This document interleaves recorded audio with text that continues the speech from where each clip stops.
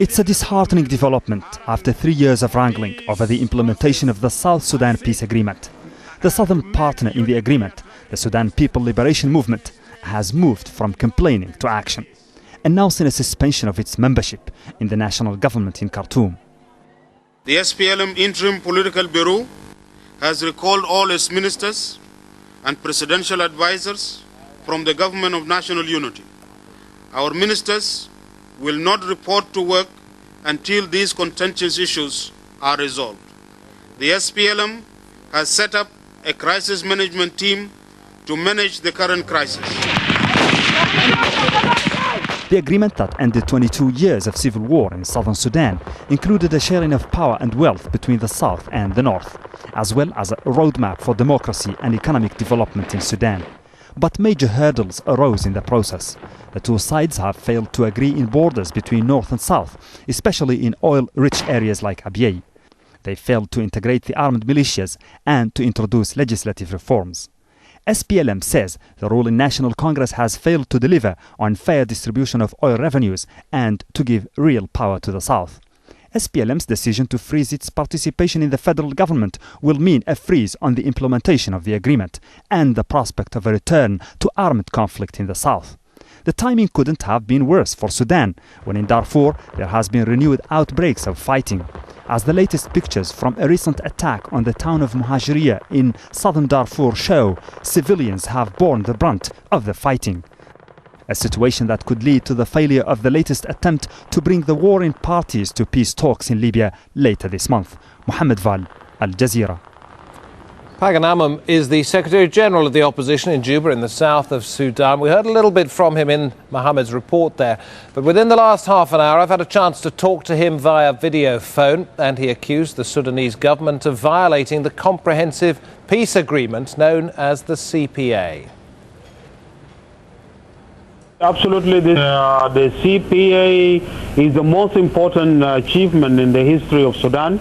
Sudan has been at war with itself for almost 5 decades, and the fact that we have signed this agreement, it was a historical landmark, and that marks a beginning of a new era in our life. And the CPA today is in danger of being washed away. It is in danger of collapsing because the National Congress Party is violating it.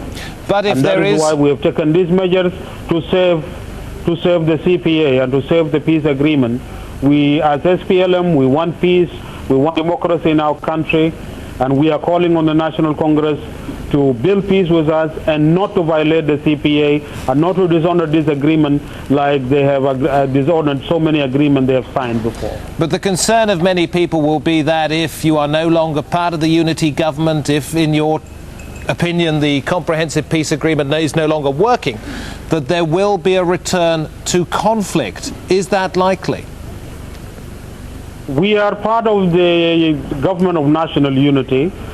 We will remain to be part of the government of national unity. The fact that the leadership of SPLM recalled its ministers is not withdrawing from the government, but this is a very strong protest, and we cannot resume work as normal in the government of national unity if peace is not being implemented.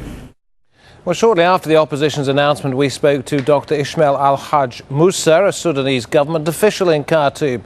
He says the move by the SPLM to suspend activities in the government is not going to achieve anything and will only make matters worse. I think the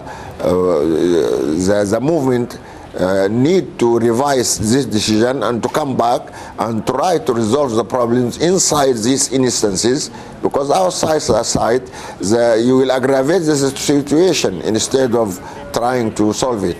I describe this agreement as a great achievement because, you know, it put an end for a war which continued almost for half a century, you know, and actually wanted it to give an example for the others conflicts in the west, for example, in Darfur, in the east, and so on.